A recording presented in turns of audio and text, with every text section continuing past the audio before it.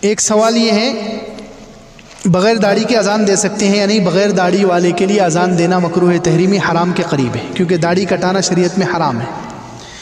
داڑھی کٹانا کیا ہے؟ حرام ہے۔ تو جو ہمیشہ داڑھی کٹاتا ہے وہ فاسق ہے، وہ فاسق ہے، اور فاسق آدمی اذان نہیں دے سکتا۔ اذان دینا اس کے لیے مکروہ تحریمی، دے دیا تو ہو جائے گی اذان، لیکن نہیں دینا چاہیے، کیونکہ حدیث میں اللہ کے رسول صلی اللہ علیہ وسلم کیا فرمایا؟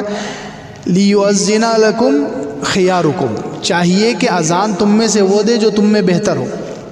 یہ اللہ کے رسول صلی اللہ علیہ وسلم فرمایا، تم میں سے جو بہتر لوگ ہیں، الفاظ دیکھیں، بہتر لوگ وہ اذان دے، اور جو زیادہ بہترین قرآن پڑھنے والے ہیں وہ تمہاری امامت کریں۔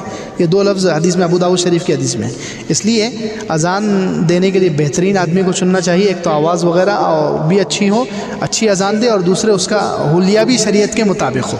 شریعت کے خلاف اگر حلیہ ہوگا، داڑھی کٹانے والا ہے، فاسق ہے، ایسی شخص کی اذان مکروہ تحریمی حرام کے قریب ہے۔